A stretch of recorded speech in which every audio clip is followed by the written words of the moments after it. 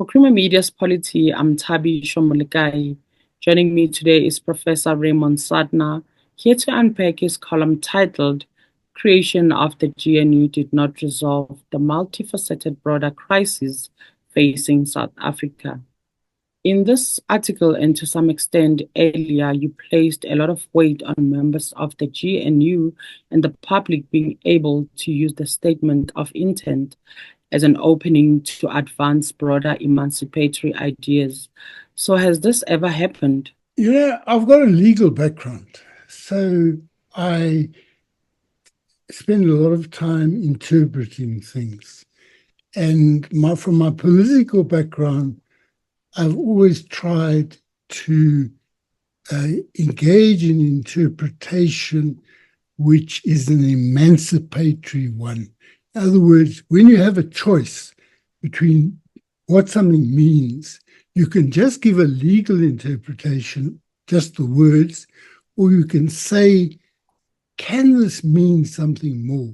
And that statement of intent had a lot of things from the Constitution, and there was an opportunity to have an emancipatory interpretation.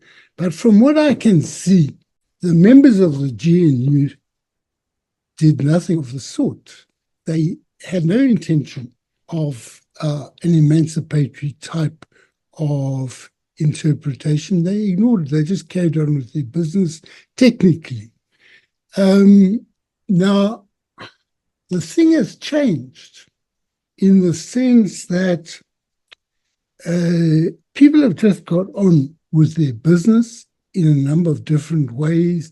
You've had some people having a practical, technical way of attaching it, sometimes with some success. You've got some controversial interpretations over which people are fighting, which is not, and I don't know if they're invoking the statement of intent at all. But what I feel is the main issue at the moment is we don't have an emancipatory choice to make from all the parties. The way I interpreted the GNU was that the ANC didn't get 50%, and this was a way of creating stability. Now, we have had stability up to now, although it seems to be endangered over Bella Act and the other act. But in general, we have this weakness of a depoliticized GNU. There's not political debate. I think they fear political debate because they may split the institution. As you've seen with Bella, that the moment they get onto something controversial, the whole GNU seems at some point to be in danger. Some people say, no, it's not at all. The clearinghouse must decide at Paul Mashatile, and others are taking it to the brink.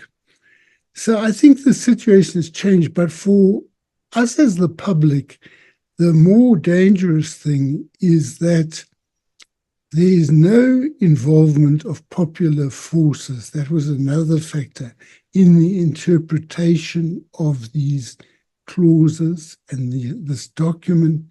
And had they been involved, it could have propelled the unfolding of this post-election situation in a more emancipatory way, in my view.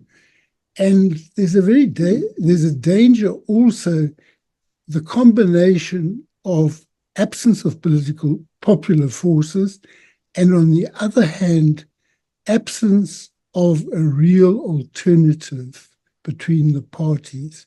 The two-party system, which led to big stayaways here, but also led to big stayaways in the United States, points to the danger that when people see politics having nothing significant to offer to them, then there is a danger of a collapse of the political system and of populism, which may be right-wing populism here as well as in the United States, and we need to be alerted to the danger.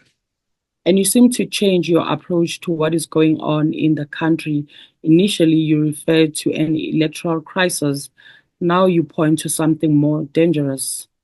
Yes, I answered that partly in the previous question, in the sense that I'm saying when you analyze what is happening around the world, there is a disillusionment with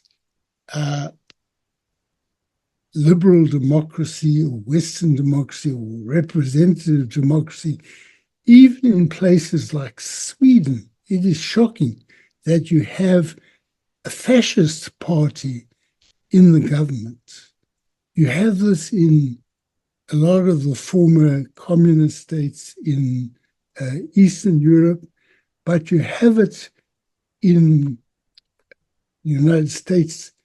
You have the potentiality in a number of other states, but I can't remember the numbers, but it's about 15, 16 states. In our case, the democratic system as it is now is not firmly entrenched, but I think it's in danger, and we need to try to build forces that will protect democracy, not just protect the vote, but also protect it as something that grows to include but go beyond the vote.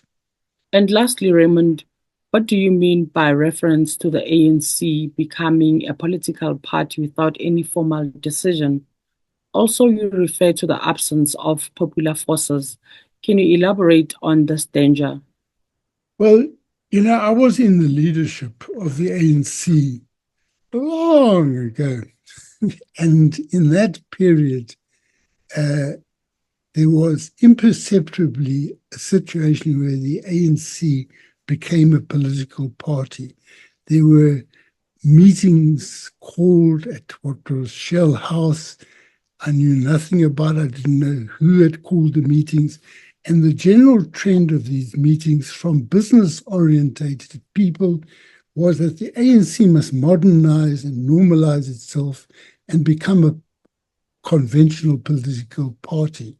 I wanted the ANC to remain a liberation movement, which meant having regular contact with the masses, trying to have a mass involvement in politics. No decision was taken. But if you ask in 2025 whether the ANC is a political party, everyone will say yes, because that's the language used by the ANC itself as well as everyone else. And I think it has a danger in that there's no decision anyway that the ANC must convert from a liberation movement to a political party, but it happened. And it happened without it being publicized. A lot of other things happened, at the same time, which were symptomatic of it. But I think it's one of the problems of the present, that the identity of the ANC is not one that is oriented towards the popular. That was Professor Raymond Suttner speaking to Creamer Media's Polity about creation of the GNU did not resolve the multifaceted broader crisis facing South Africa.